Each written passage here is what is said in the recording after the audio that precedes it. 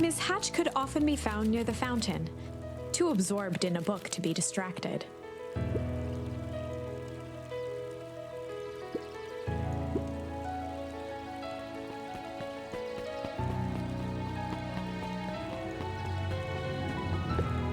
Holden Wilder ran the local paper of record, the Beacon Beacon.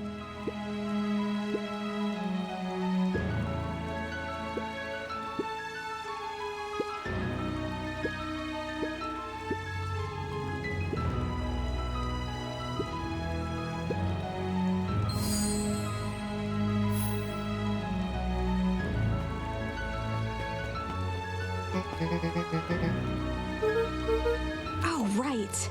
Rendezvous with Roxy. This is an important turning point. The first time where your charms will change the course of fate. And currently, we only have one suitable charm at our disposal. Have no fear, we can always return later using the Chronicle once we find more charms. Well, now I'm just rambling. Where were we?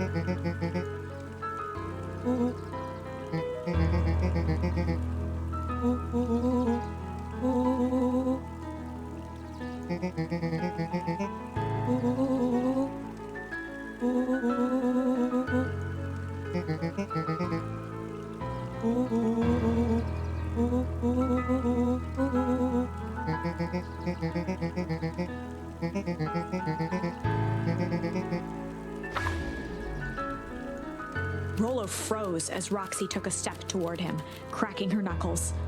Luca knew he had one chance to save his friend from being dragged home.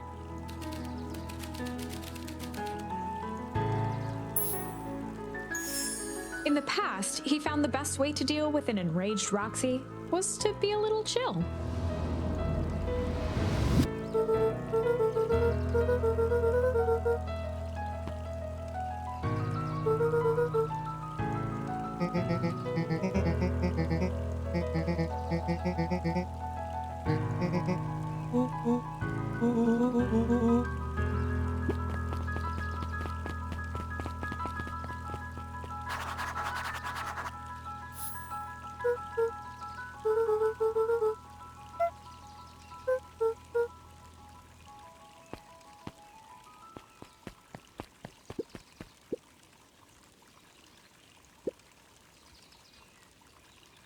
A bit much, if you ask me.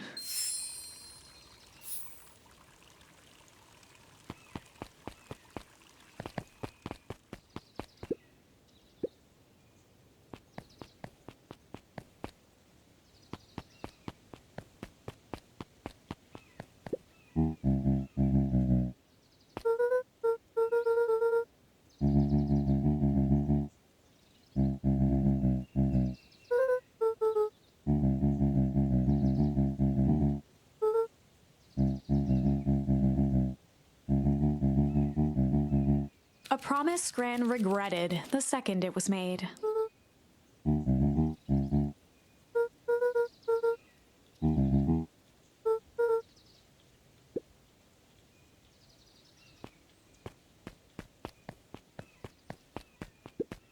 The phone booth was brand new, part of Perennial Harvest's Beacon Pines Reborn initiative.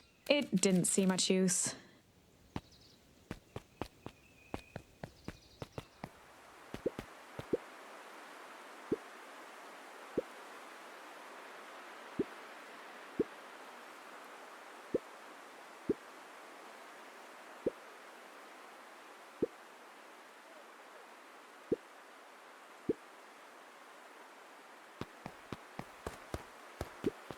Luca peeked up at the beehive. It appeared to be deserted.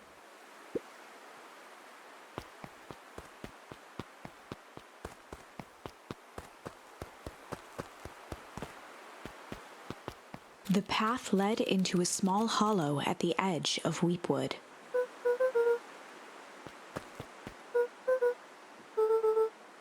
The fence thrummed with a gentle electric buzz. Luca often asked himself what Rollo would do, so that he could rule out that option.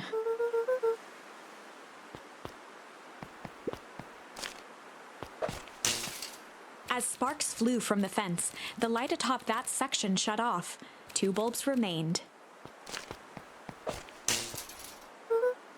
1 more to go.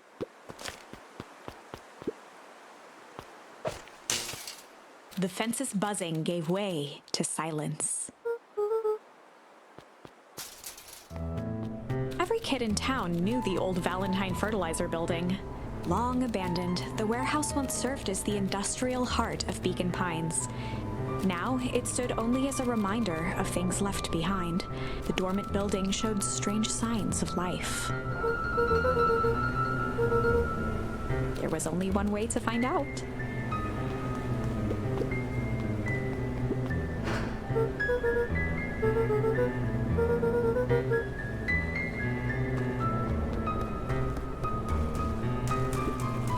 The water looked almost diseased. It flowed slowly into the woods.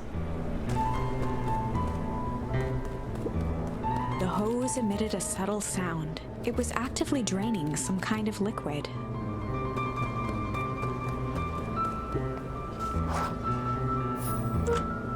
Luca thought he heard faint sounds coming from the other side of the door. He pressed his ear against the cold metal to hear better. The sound of footsteps grew louder.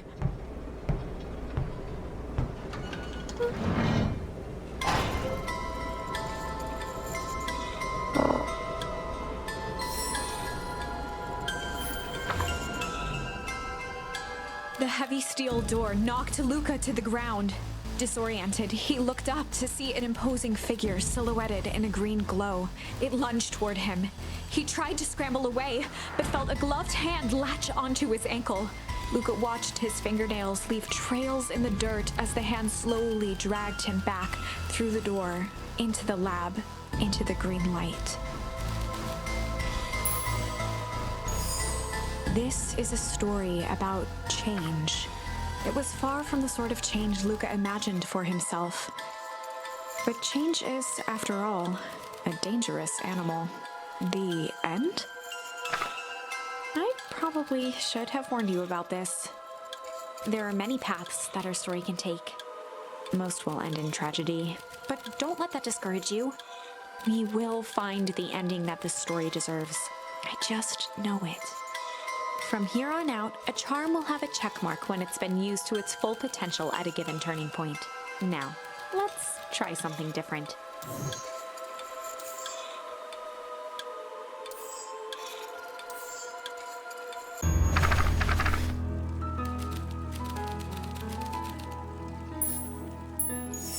In the past, he found the best way to deal with an enraged Roxy was to be a little shit.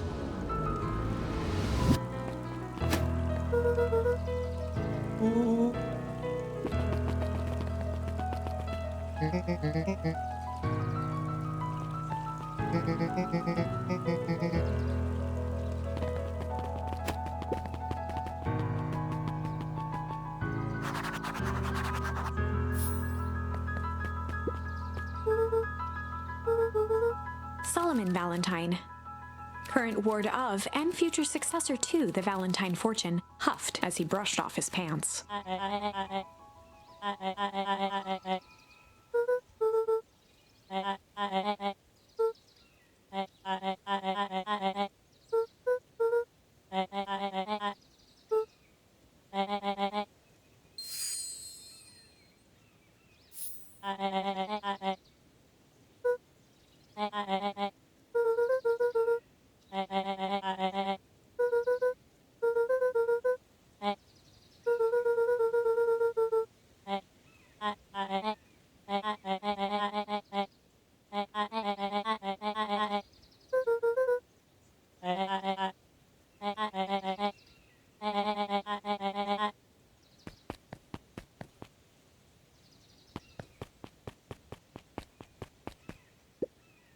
Solomon trifled a gesture toward the approaching heiress Valentine.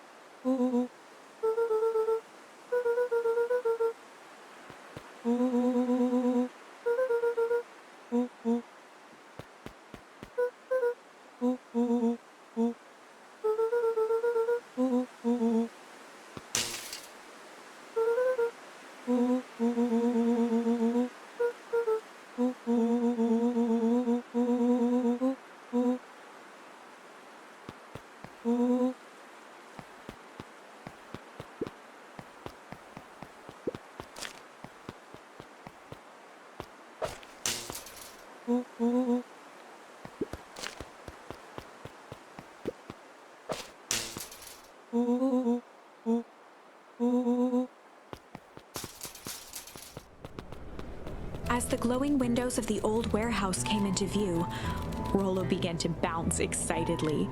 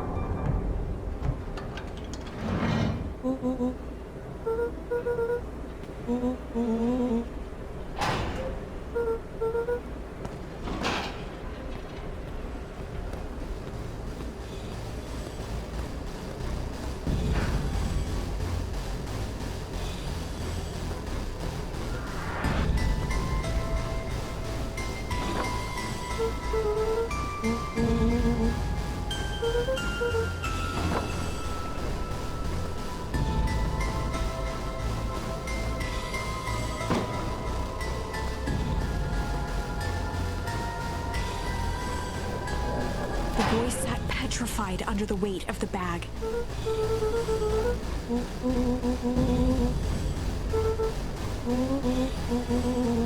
Rollo felt around at the large sack which burdened them. He snapped off a tag from just within a small zipper opening in the bag.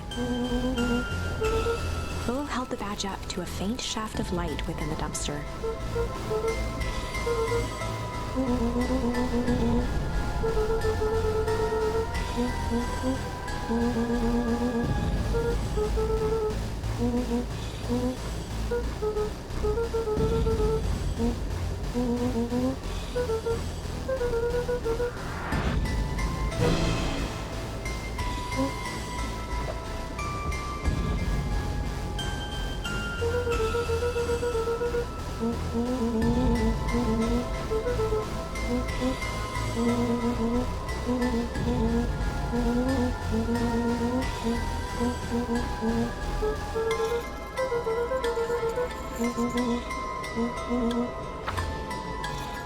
Lucas sat in the dark, tracking the sound of Rollo's footsteps as he ran. 1, 2, 3. He pressed his ear to the dumpster wall, straining to hear Rollo's footsteps as they faded away. 15, 16, 17. He tried not to think about the contents of the dumpster as he counted. 35, 36, 37. The thick stench made it hard to breathe. Screw it, that's long enough. Luca carefully lifted the lid and peered out. Nothing. No sign of Rollo. No sign of the man in the yellow suit. Time to haul ass. Luca clambered from the dumpster, stumbling to his knees. He was up like a shot and running, sprinting toward home as fast as he could. Beacon Pines flew by, blurred by the tears that welled up in his eyes. He wouldn't remember getting home at all that night.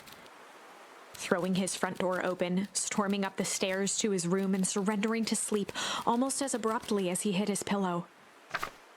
Chapter 3. Finding a Friend. The next morning, it was quieter than usual at the breakfast table. Only the sound of silverware and chewing interrupted the awkward silence.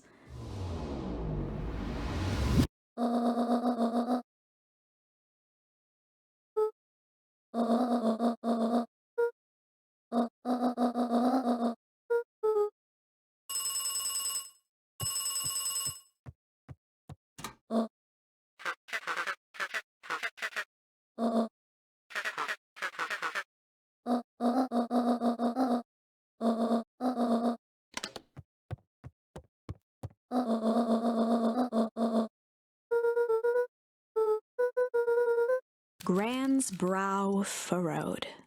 She let out a long sigh. Her voice was quiet and even.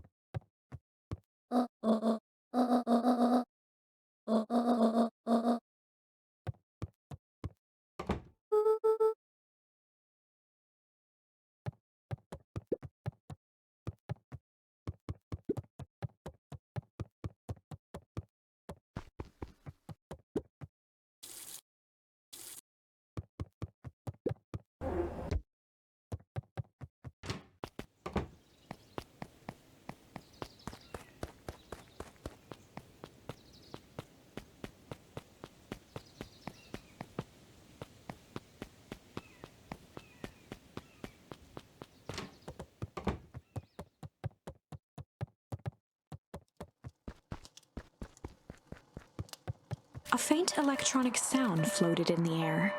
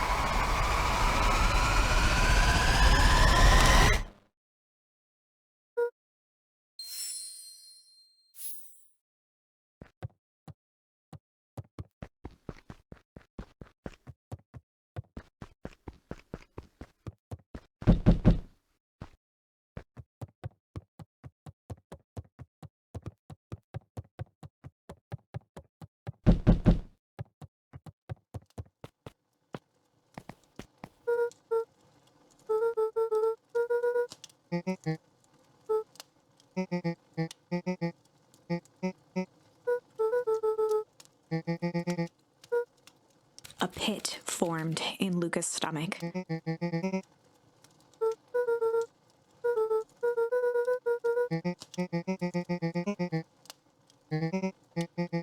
Luca's mouth felt dry.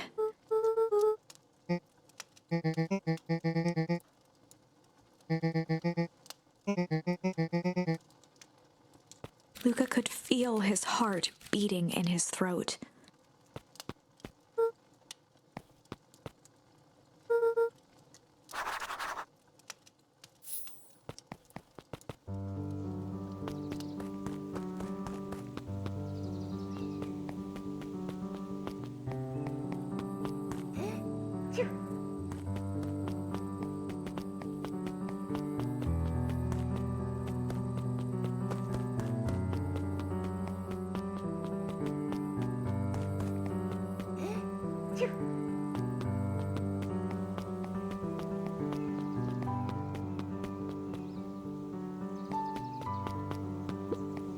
The road leading to Beacon Pines was long and uninspiring, a sort of natural barrier for the impatient.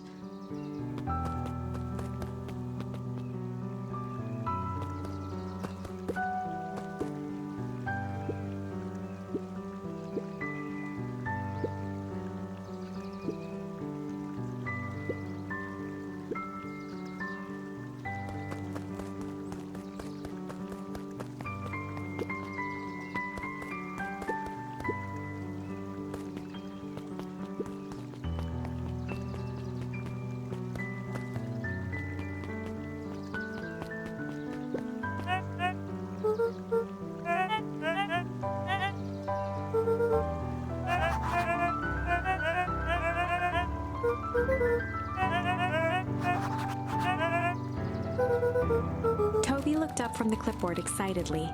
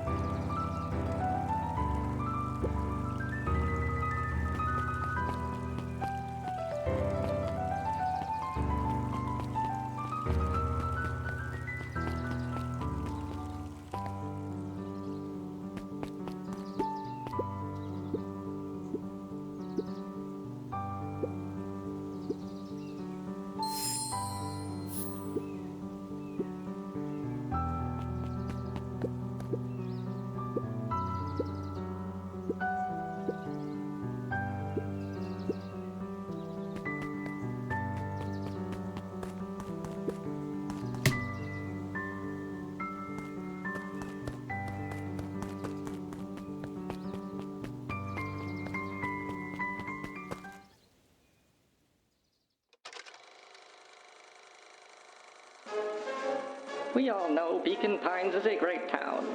What you may not know is great towns grow from mighty roots. And that is why you cannot tell the story of Beacon Pines without telling the story of one Sharper Valentine. Young Sharper's keen intellect and strong moral fiber led to a grand vision. A vision of a community dedicated to a better tomorrow. In his own words, a better tomorrow is within our grasp, but it requires a singular mind to harness it. Lucky for us, he decided to grow that vision here, in Beacon Pines. And how does one grow a better tomorrow? With fertilizer, of course. Valentine's Fertilizer Company became the lifeblood of a town yearning for purpose. But then tragedy struck, a scientific experiment gone wrong. An accident which took Shopper away from us far too soon. To this day, we struggle to pick up the pieces. But one foul harvest isn't enough to stop the people of Beacon Pines. The spirit of Sharper Valentine lives on. It lives in the hearts of everyone with a dream for a better tomorrow. Together, we will follow his example and grow a bountiful future. Paid for by the Valentine Family and the Valentine Fertilizer Company Riverfence Fund.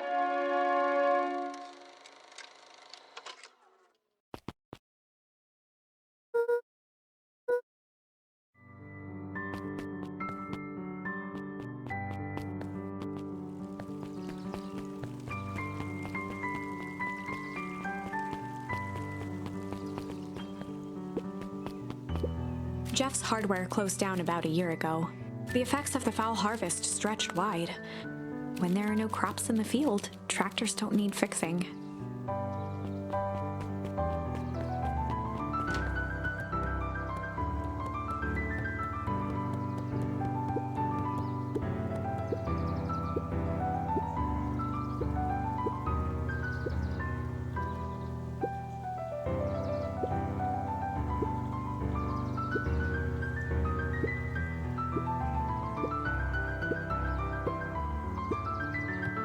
The bottom corner shelf was a dusty array of thick science books. Only one binding was clean enough to read: Cellular Biology and the Chemistry of Mitosis. Mycological Phosphorescence.